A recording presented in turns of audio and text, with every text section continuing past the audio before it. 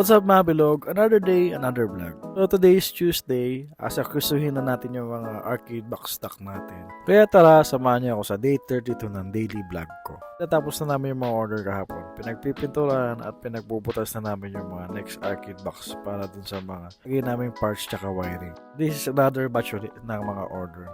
At ako naman, pupunta muna ako sa office ko sa taas.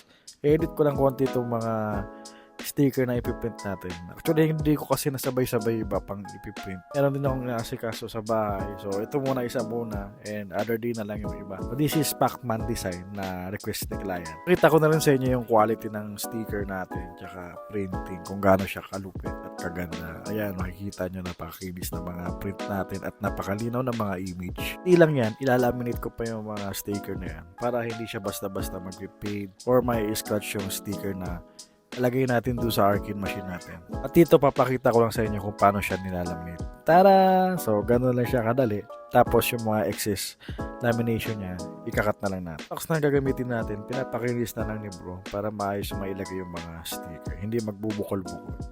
At dating gawi, body check kung may pagbabago. So, bilog pa rin yung mukha ko, bilog pa rin yung chat ko. Hope in the future, magkaroon tayong magandang katawan. At ito sa airpat, bago ako umalis, nilinis niya muna yung sasakyan ko. Kasi medyo maputik ngayon dito sa amin at malikabok dahil nga nung bagyo. Nagkalat yung mga putik na galing sa ilog. Kaya tara, samahan nyo na ako mag-workout dahil marami tayong activity gagawin mamaya. At medyo nakakapagod yun at sigurado papawisan ako nito ngayong araw na to. Ayan, mabilis lang tayo nakarating dito sa PSP Gym Montalban. Mga nagtatanong naman kung ilang meals ba ako a day. Akong 4 meals. So, umagahan, sa tanghalian, sa hapon, at sa gabi after ng gym. At importante din ay may disiplina ka sa pagkain. Katulad ng ginagawa ko ngayon. Dahil dati rin ako matakaw at masiba talaga sa pagkain. Pero ngayon, dahil nadidisiplina ko na yung pagkain ng marami at masasarap, bibigyan ko lang kayo ng konting tip. So, ganito ginagawa ko sa umaga. Kumakain ako ng 2 itlog. Tapos sinasabihan ko na apple, orange, or any fruits na pwede nyo i-partner doon. Like saging, mga ganun.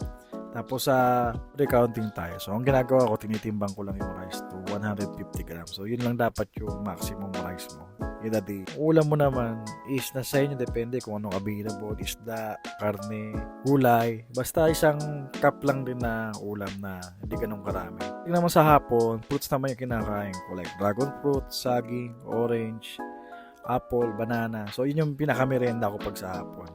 At sa gabi naman, kinakain ko is meat, beef, chicken, fish, kung ano available at mataas sa protina. At minsan sinasabayan ko rin to ng itlog. Tapos sinasabayan ko na rin ng lettuce or pipino. Kung ano yung magiging available sa lugar nyo. Kasi mahirap din talaga maganap sa palengke ng mga bibili mong prutas or gulay. So kung ano yung available, bili mo na lang. Anyway, wala pa namang mini-meal plan sa akin si coach. Pina-advise niya rin sa akin kung ano yung mga dapat pwedeng kainin or idagdag do sa foods ko. Pinado na rin ako sa pagkain. Kinakain ko lang talaga is more in fruits yan, or mataas sa protina. Kung kalimutan nyo mag-partner ng mga gulay like pepino, tomato, or carrots, beans, or lettuce, mga ganong gulay, madaling kainin. So yan ang diet food meal ko everyday. Bawal na rin ako uminom ng soft drinks at alak. So water lang talaga. Balik na tayo dito sa gym. So ano ba yung ginagawa ko dito ngayon for today is circuit activity kami. So maraming exercises na pinapagawa sa amin. Mga 10 or 11 exercises to in 40 seconds. Rotation, may 20 seconds rest.